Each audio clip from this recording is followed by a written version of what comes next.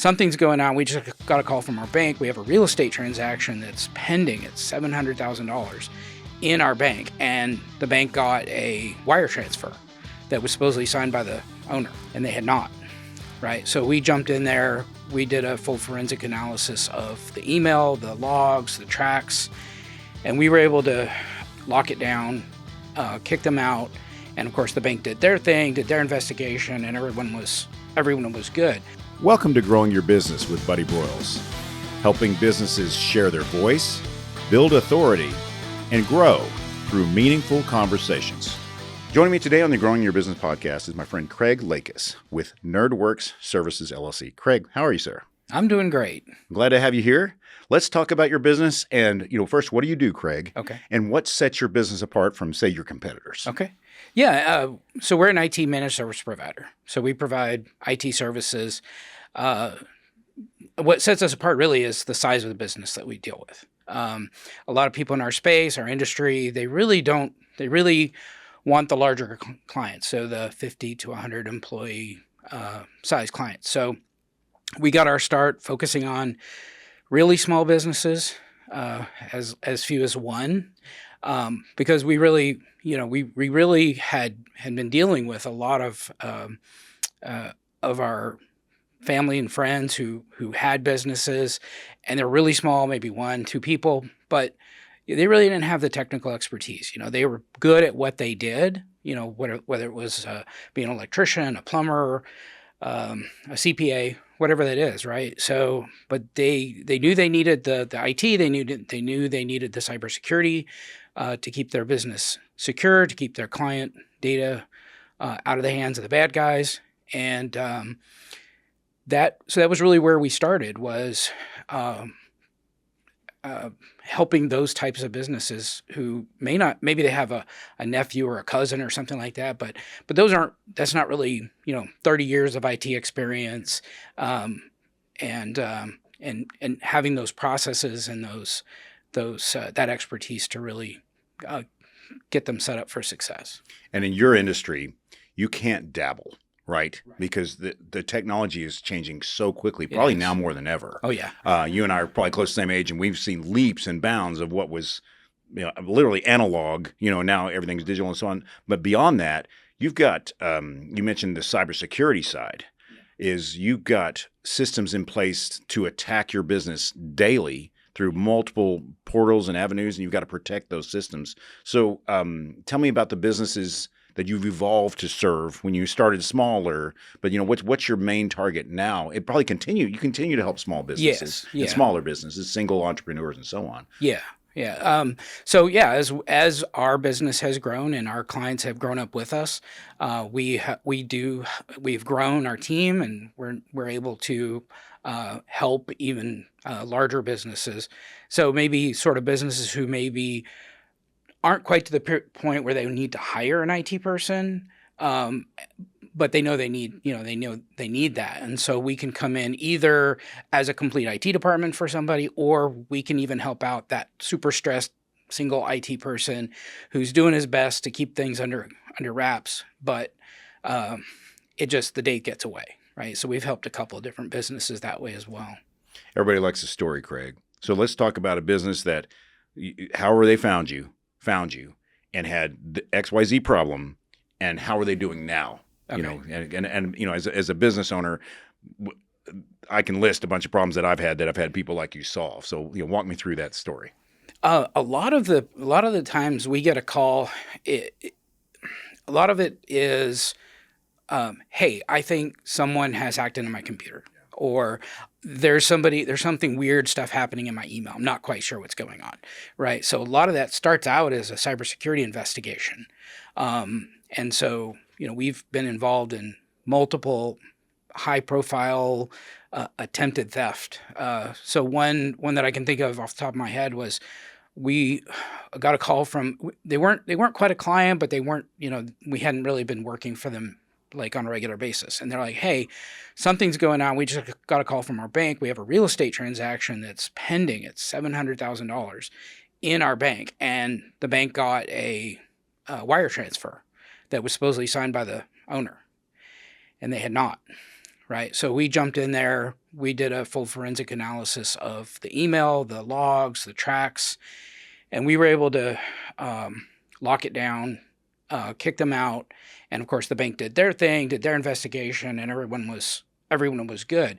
But we had a couple of different things like that where it's like, hey, we got involved just at the right time.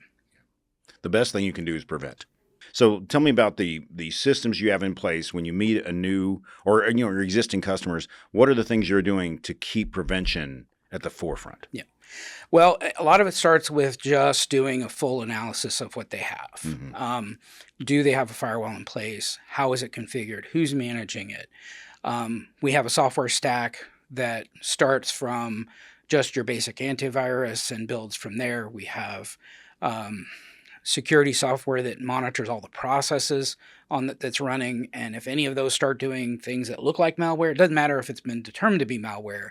If it's behaving like malware, it's malware, right? And so we have a 24/7 team that can jump in, investigate those signals, and even isolate that machine. So let's say someone clicks on a ransomware phishing link or something like that, right? And the ransomware starts encrypting or it starts spreading across the network. Our team gets those signals, they jump in, they investigate, they can isolate that machine. And then the forensic cleanup and recovery begins from there. Yeah, it's very important work. Yeah, and so that's part of it. So that's locking down the device, locking down the network. Then we lock down email, right? Because email is hosted in Microsoft, Google, wherever. So we've got similar tools that monitor activity within the Microsoft ecosystem and lets us know if any suspicious things are happening. Hey, somebody suddenly logged in from Belgium, right? And they normally log in 99% of the time from the United States. We get an alert. Most of the time it ends up being, oh yeah, I forgot to tell you I was traveling, right? But, if it's China, Russia, anything like that, right? Right. So we've got that. We've got the identity lockdown. And then the biggest piece of it really comes down to education of the end user. We have monthly security trainings that go out. They watch a video, they answer some questions. It helps them identify phishing. It helps them identify those things. And then we work with them on best practices like managing passwords, rolling out a password manager, things like that. So we have that whole stack, and it's really meeting the end user kind of where they are. Yeah. We don't go in there and go, we know best because we're the cyber experts. We really kind of help to understand what is their business, how did they get there, what are they looking to accomplish, and is their technology as it is today going to get them there? Ready to amplify your brand's voice? At Blue Mike Studios, we transform your ideas into captivating podcasts and videos. Whether you're launching your own show or guest starring on ours, we've got you covered. From recording and editing to social media promotion. With state-of-the-art 4K video and crystal clear audio, your content will shine. We offer guest packages on our podcasts and offer segments from the show for you to share. Or let us help you build your own branded podcast with custom strategy, branding, and full production support. Visit BlueMikeStudios.com today and let your voice be heard. What would you say are the pros and the cons of the client use of AI? Pros, I think there's a huge ability to reduce work burden from people. Just my own team, we use AI because for me, I've got 30 years of experience, right? But my team doesn't. And so when they don't know something, they have to come ask me, right? So a lot of times they can get those answers or at least get a clue about the answer from AI. Then they come to me and say, hey, does this make sense? Right? And so I can use my expertise combined with the knowledge that's embodied in the AI and really supercharge their productivity, right? And so we can respond faster. We can fix problems that would take us weeks or days to research on Google, looking through forums, all the other stuff. So I think there's a huge upside there for any kind of creative work, writing, anything like that. But we try to put some guardrails around it. It's like, hey, we're not letting AI automatically send emails, right? We're not letting AI automatically answer the phone. we guarantee that if you call us, it's going to be us answering the phone. I think the biggest con that most people don't think about is the privacy aspect of it, right? Any company should have an AI use policy that specifies what information can be put into the AI chatbot, what information can be trusted. Anything obviously is sensitive, personally identifiable information. You definitely should think twice about putting that information, because we just don't know enough about how these AI companies are using that data to know if it's really secure, and is it going to be used to train models. Yeah. So there's been some cases where, software that was obviously used for training, like those software patterns came up in software that AI generated, right? Because those patterns are just repeated. Right. So we just don't know enough about it right now, and I'm keeping my ear to the ground to make sure I understand and can guide my clients on the best way to use AI. Yeah, how to keep their IP off of that. Interesting. Very important. What would you say is your favorite part about what you do? Oh, it's a challenge every day. Mm-hmm. I'm never going to work on the same two things twice in the same week. It's always, every problem is unique. Even if you think like, hey, I've seen this before, there's always some new twist to it. And that's kind of why I got into this, because prior to starting the company, I was working IT middle management. Yeah. Right? And so I was just like, teams meetings all day, and I was not getting hands on the technology. So that's my favorite part, is just the technology. In one day, or in the same day, I will praise AI and also curse it, because it's such miraculous technology, but it's so dumb at the same time. Yeah. You mentioned your in your former life, your work. I mean, you don't wake up one day, and some people do actually. If you're a really blessed person, at 8 years old what you're going to do with your life. Let's talk about your journey to get where you are. How did you start your career? Like, what was your pointer, if you will, that I'm going to get into IT? Yeah, I mean, so I was one of those kids. I got a computer as a very 10 years old. My dad brought home a computer and sat me down with a book on BASIC and said, "Here, you need to learn this." And I just knew. I knew from that point on that I was going to do something from computers.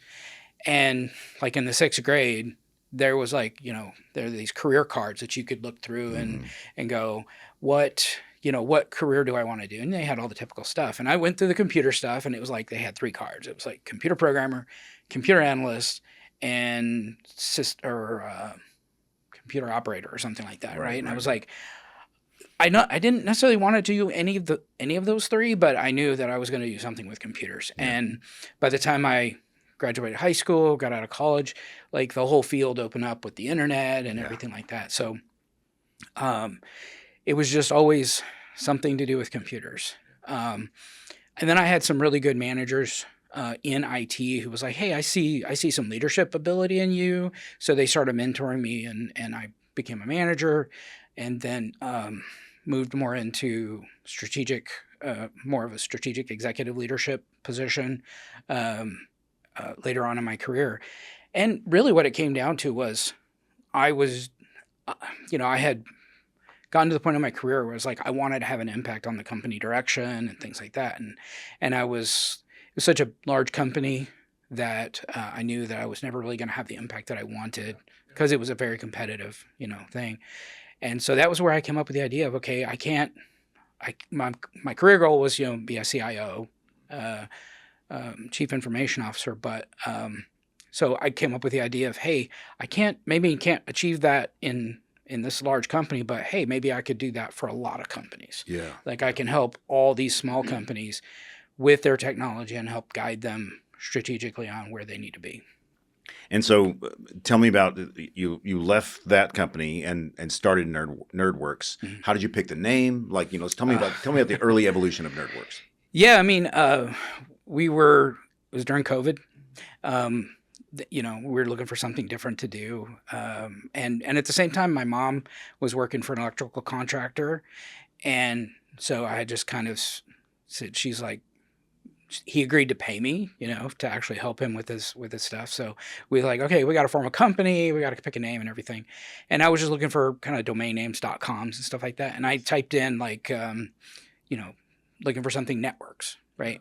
And it like auto-corrected to Nerdworks for some reason. How about that? And I was like, that's got to be it right there. So that's how we came up with Nerdworks Services. If I went to your website, and I encourage everybody to go there, what are your key services that you really want people to know about? So really, we offer a package of services, so managed services. So that includes everything from just your basic help desk to managing the computers, the network, the firewall, the security. All of that is kind of packaged into one package. And the different packages we offer really come down to like how much upfront or how much things are included as far as like the tickets that we run. So if you want everything like all you can eat, we just want to be able to call and just have the same invoice every month. We've got that, or we've got more flexible packages where it's like, here's the basic services that you need. And if that's all you need, you just need someone looking out for your back, you're good to go. And then if you do have something come up, we have an hourly charge for tickets. Okay. How do you like to be reached? Is there a portal through the website? For everybody watching, listening, everything Craig has given me is going to be in the show notes. So just go to the description. But how do you like to be reached? Is it through phone or portal, or you tell me? Yeah, we've got some ways to contact us through the website or our phone number, and just for that initial, I offer a free 15-minute discovery call. So we just sit down, talk about your business, talk about what your needs are, what your concerns are, and then we work to try to come up with a solution that works for your business. That's great. And so again, all that's going to be in the show notes. So parting thoughts, Craig, as we finish, for people who are probably up to here in tasks, they're running a business or they're, a partner in a business, small business, large business, doesn't matter. Encourage them to get the support they need, and let's talk about the services you provide that you can help them. Yeah. I mean, as a business owner, I know the hats that you have to wear. And even, very early on, I was not a salesperson, right? I was like tech person. I'm not sales. So very early on, I recognized that I was either going to have to learn that or I was going to have to outsource it. And so I've done varying degrees of outsourcing for those types of roles, sales, marketing. We outsource our accounting and all that stuff. So I understand what it's like to wear all those different hats. And sometimes you just need to take one off and hand it to someone else. And from a technology perspective, from an IT perspective, we can do that for you. We can make sure, and we're going to stay in constant communication with you. We're going to let you know, hey, here's some things we're seeing. Here's some things you could or improve, things that, hey, if you want to grow your business by, this percent, you're going to need these extra things. So we can be that trusted advisor for you. And then to the degree that you need, we can take stuff off your plate. So Craig, thank you so much for coming into the studio and joining me today and sharing with our audience, all of you people out there, what you do at Nerdworks Services and how important it is that they contact you or someone like you to keep them out of the messes that we all create for ourselves. Thanks for being on the show. I appreciate it. Thank you for inviting me.